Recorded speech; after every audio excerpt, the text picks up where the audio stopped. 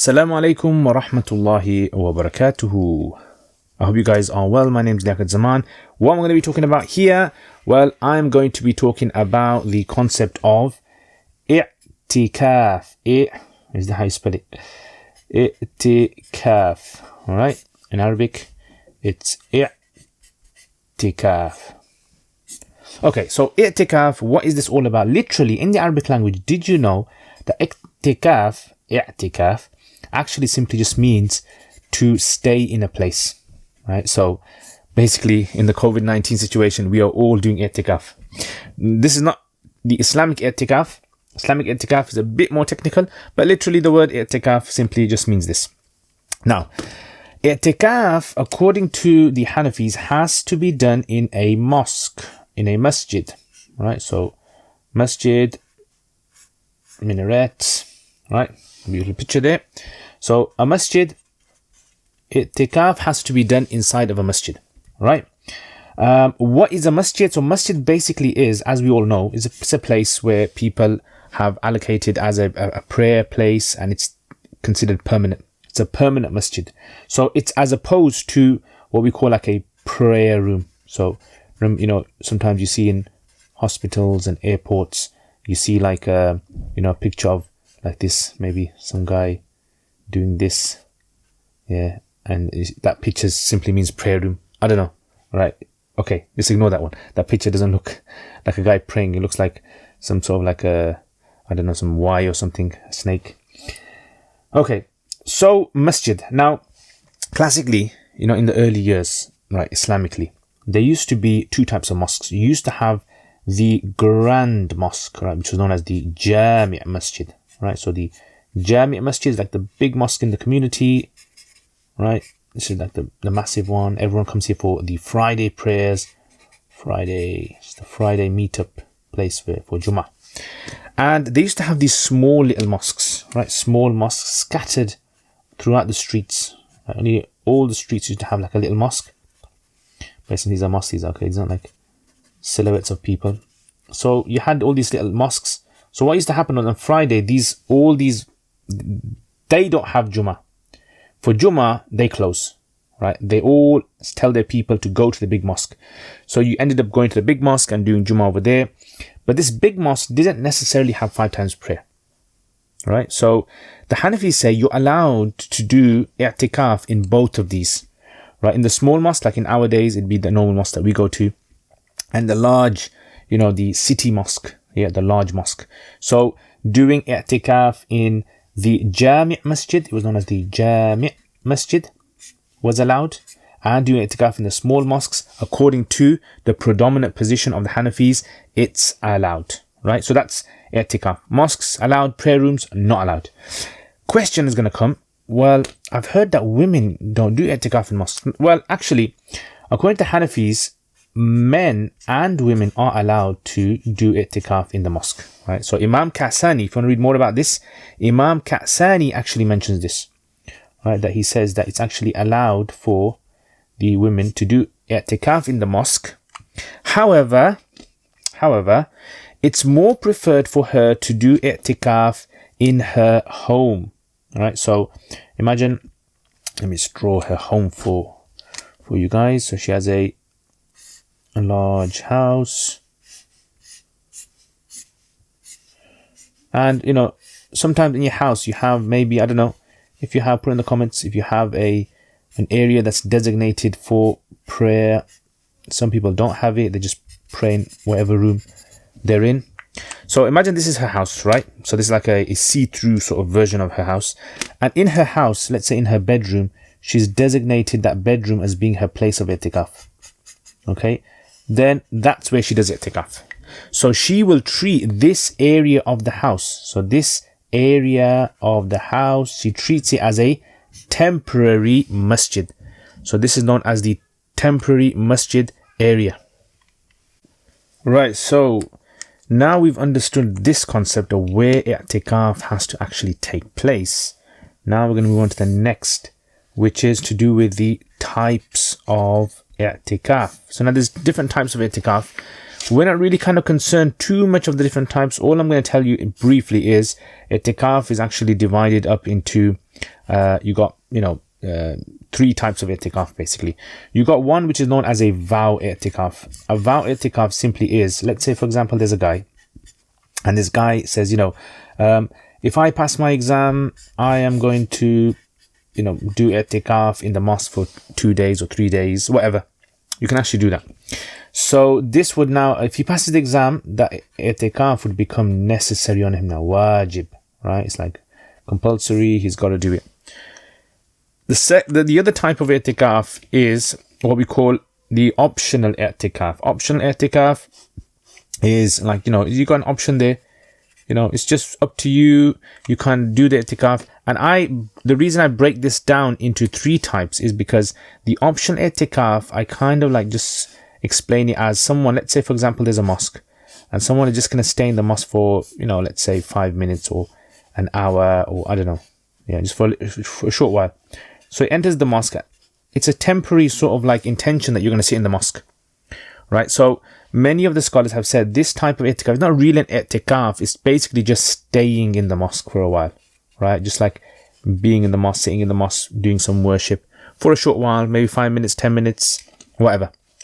And then you have the other type, which is like a proper sort of like i'tikaf. We call this optional, but let's call this one a full day and night i'tikaf. Right, full day and night. This is where you kind of make this sort of like a commitment that I'm going to stay in the mosque for an entire 24 hours. Right, so 24 hours, you're going to stay in the mosque. So this 24 hours staying in the mosque, this is what's done when we talk about Ramadan. So imagine, for example, like Ramadan, the month of Ramadan.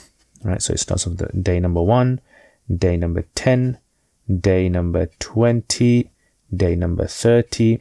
So this i'tikaf was the i'tikaf. The Prophet ﷺ used to do this almost every year.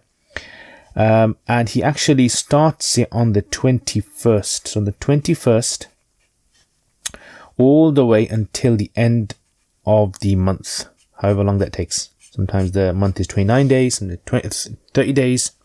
So this i'tikaf is known as the Ramadan 10-day i'tikaf. When they say, I'm going for i'tikaf, what's what they mean basically? The 10-day i'tikaf. So this 10-day i'tikaf has to take place in the masjid, and for a woman, it's preferred for her to do it in the house. And this i'tikaf, you start it from the 21st. So you basically, the Arabs, the kind of time starts for the early Arab. They used to start from Maghrib. So, let's say, for example, like it's the 20th today, 20th, the fast, right? So what happens is your night, the 20th night actually precedes. Yeah. So this is the 20th. This is like the 19th. That's the 19th night. Yeah. And so forth like this. So the 21st night actually starts Maghrib, right? Maghrib before the day. This is what a lot of people get a bit confused. So here is where you actually start your i'tikaf. This is where you start your i'tikaf, right here. Start.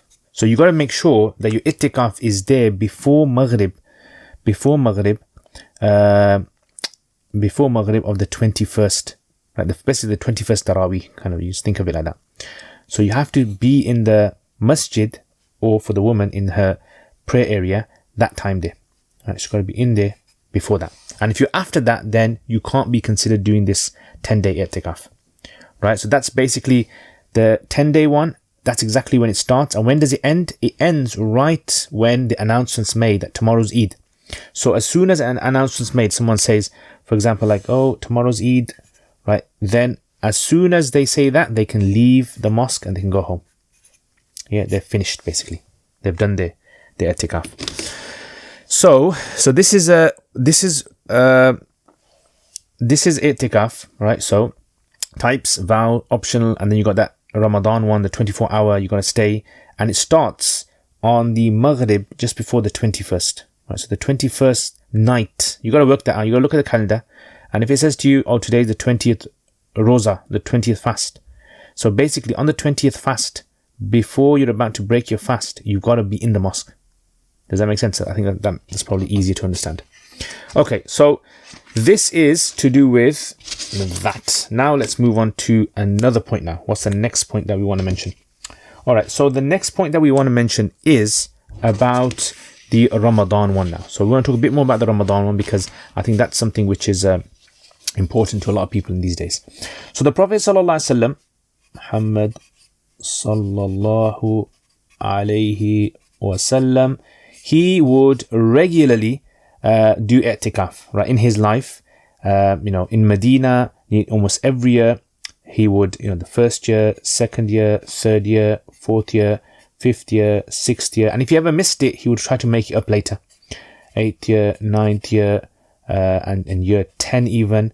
Every year, he would do the i'tikaf, right? And if he missed it, he would try to make it up. And it was 10 days he would spend in the masjid, even though his house was next to the masjid. But he would spend it inside the masjid itself with seclusion, having some sort of a barrier system where, let's say, for example, there's a person here. What the person does is they will have like some sort of like a barrier, like a little maybe temporary makeshift wall, and another person in the masjid would have their own sort of like temporary makeshift room. And so in some mosques they have cloths they draw, and the idea is seclusion. So you have seclusion. What do you do in this seclusion? So in this seclusion, what you do basically is you try to connect yourself with Allah as much as possible, right? So you pray, you read Quran, you study. If you want to maybe study something, you can listen to online lessons. If there's lessons going on in the mosque, you can listen to the lessons in the mosque. Basically anything which is kind of like, we understand it to be Islamic. Now,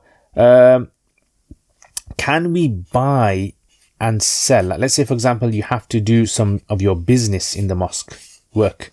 So you should only have to do this if there's no other way. So what you should do is you should try and sort out all your affairs, get time off work. But if you can't, then you are allowed to do whatever's essential of buying and selling, as long as you don't have the product in the masjid, right? So this would be allowed if there is a dire need. If there's no need, then you shouldn't do it, right? Only if there's a need, then you should, you're in i'tikaf and you've got no choice, you need to make some phone calls for work, or you need to do, send some emails, then that would be allowed. Otherwise, you should cut off all connections of social media and all of these things. My suggestion would be so that you can benefit truly from these days.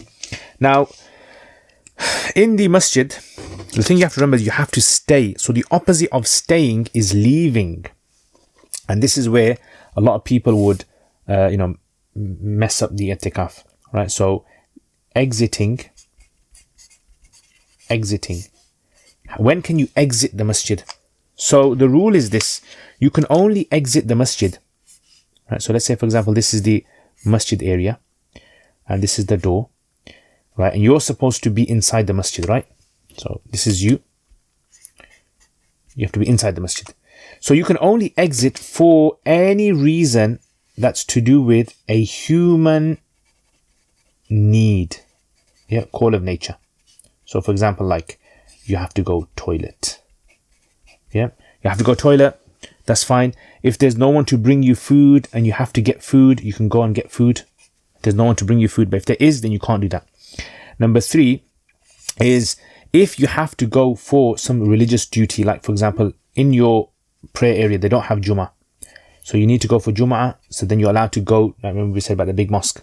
You can go there to the big mosque for Jummah. If, for example, like there is any sort of like collapse taken place, the masjid has broken and you have to shift to another masjid, you're allowed to do that. So these are the kind of like basic things that you can do, right, inside the masjid. Now, one of the things a lot of people ask is, can you take a bath? So the rule basically is that you can only take a bath if it's needed, right? If there's a need for it. For no reason, just taking a bath, no. Because that would be unnecessary exiting from the masjid, and then this would cause a problem for the i'tikaf, right? So all of these things, like I mentioned. Now, there is an ikhtilaf, right? I just want to mention this ikhtilaf. So what is the ikhtilaf? Imam Abu Hanifa on one side and Imam Abu Yusuf and Muhammad on the other side. Imam Abu Hanifa rahimahullah, he's very strict on this, and he says that you cannot not exit without a valid reason. And I mentioned the valid reasons. So he says basically, if you were to leave the masjid and you had no valid reason, even if it was for a second, your i'tikaf breaks. Like, for example, you just left the masjid just to go into your car or something and get something from your car you didn't really need. I'tikaf broken. Right, he says. Sahibain, on the other hand, they say no. They say actually you've got leeway up to 12 hours. Yeah, half a day. Yeah, so half a day, 12 hours, you actually are allowed to leave the masjid, and it doesn't even have to be for a strict purpose. However, the later Hanafis have given preference to this opinion. This opinion is the one that they've chosen. So this is the one that the majority have chosen, and they haven't given preference to the Abu Yusuf and Muhammad's position on this one. Right, so this is basically to do with knowing about exiting the masjid, right? And what I would suggest, anyone who's doing i'tikaf, do not leave the masjid unless it's a dire need. And sometimes someone might want to leave the masjid, but again, we've got to control ourselves. The idea is to connect ourselves with Allah. Right, final last part of this is that this i'tikaf that we do, there's just some kind of miscellaneous things. For example, like a lot of people ask this question. So Q&As is, can a person speak? So question, can a person speak to someone? So the answer to this is yes, but they should make it brief, right? Not too much speaking, not chatting. Like, for example, let's say there's a woman and she has visitors come to the house and they want to talk for an hour to know. She should tell them that, look, I'm in i'tikaf, please, respect this. Next question, common question people ask is that, can a person who is in the major ritual impurity do i'tikaf? So major impurity, like they need a bath, can they do i'tikaf? So the answer is yes, they can, but it's disliked, because they're going to have to pray their salat anyway. But if you are in the major ritual impurity, quickly go take a bath and then come back to the masjid, because you're not allowed to stay in the masjid for a long time in the state of major ritual impurity anyway. Okay, another common question that a lot of people ask is what about a woman who is in menstruation, right? Or postnatal bleeding. Yeah, so after she's given childbirth, postnatal bleeding, what about them? Can they do i'tikaf? The answer is no. The reason they can't do i'tikaf is because it's a condition of i'tikaf that you fast. So fasting is a condition, and in a state of menstruation, you can't fast, right? So fasting is a condition of i'tikaf. And another question that a lot of people ask is it permissible to have intimacy? Like a husband and wife want to have intimacy, then no. They can't have intimacy. Intimacy will actually nullify the i'tikaf, right?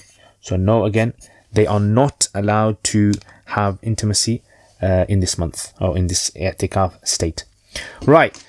What about a person who nullifies for whatever reason? They nullify the i'tikaf, right? For example, they left for no reason, or they decided to stop it.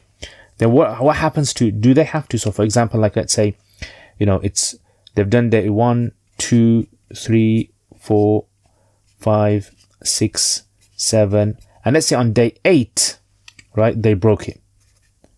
Does that mean now they have to? So the rule basically is they only have to. So what we say is that the sunnah i'tikaf, which was supposed to be 10 days, the sunnah, that finishes now. So they haven't done that. So whatever they've done in the past will be counted as nafil. Like they'll get a reward for it, no doubt. Alhamdulillah. But the 8th day, they will have to do qada of this 8th day. So later on in the year, any time in the year, they'll have to do qada, make this up. Right? They make that up, and they don't have to do the 9th and the 10th, and that's it. Right? And if they do the 9th and 10th, fine. But it's just that they have to do qada of this. Okay? And if they decided, I want to do the 9th and 10th just to kind of like make up those days, that's fine. Okay, so but the qada has to be done later on, okay, in the year, not in Ramadan, right? outside of Ramadan. Outside of Ramadan. So yeah, basically, so this is, I mean, the general sort of questions that people tend to ask when it comes to i'tikaf. And if you have any other questions, please leave in the comments. I hope you guys benefit from this.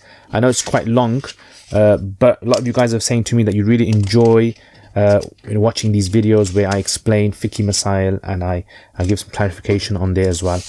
There's lots of kind of questions that maybe people are asking today, as in, how does i'tikaf work today where men are not allowed to go to the masjids are closed? I mean, again, it's something which there should be in the community, maybe a small group of people that are performing the i'tikaf in the mosque, maybe 1 or 2 people, even 1 is fine, so that the sunnah of i'tikaf, kifaya, it's called a kifaya, communal sort of sunnah. Otherwise, if they can't do it, then there won't be any sin there, inshallah. So that was the i'tikaf. So the place of i'tikaf, the masjid for the woman, she is preferred for her to do at home, types of i'tikaf, and then we talked about the Prophet ﷺ and the things that you're allowed to do in the i'tikaf, exiting of the i'tikaf, and these. So Jazakallah khair. If you haven't subscribed to this channel, subscribe, hit the like button. If you want to see more videos that I make, check out the channel as well and share it with your friends. Assalamu alaikum wa rahmatullahi wa barakatuh. Jazakumullah khair, guys, for all of your support. Without your support, I wouldn't have been able to produce the videos that I've put up on my YouTube channel. And there is so much more that I really want to do. And without the support of you guys who are patrons, generously supporting this channel, I've been able to get myself a camera, which, as you guys can see, the quality of this camera, a mic system, software. I've been able to hire an editor. So what do I want to do? I want to make lots and lots and lots of more videos for beginners, for intermediate, advanced, in the subjects like Arabic and fiqh and hadith and tafsir and aqidah and all those other things as well. And for this to happen, again, this channel needs support. So if you guys want to become patrons and support this channel, then check out the link below. Also, if you do become patrons, you'll have access to videos that I don't put up on my normal YouTube channel. So check that out, inshallah. And there's most other perks as well that you guys can benefit from. And if you want to access this channel through social media, we've got Twitter, we've got Instagram, Facebook page, and other things as well that you can visit. So Jazakumullah khair again, guys. Thank you very much for your support. Assalamu alaikum wa rahmatullahi wa barakatuh. Jazakumullah khair for watching this video. I hope to see all of you guys. If you guys are interested, please leave us feedback, get in contact with us. Assalamu alaikum wa rahmatullahi wa barakatuh.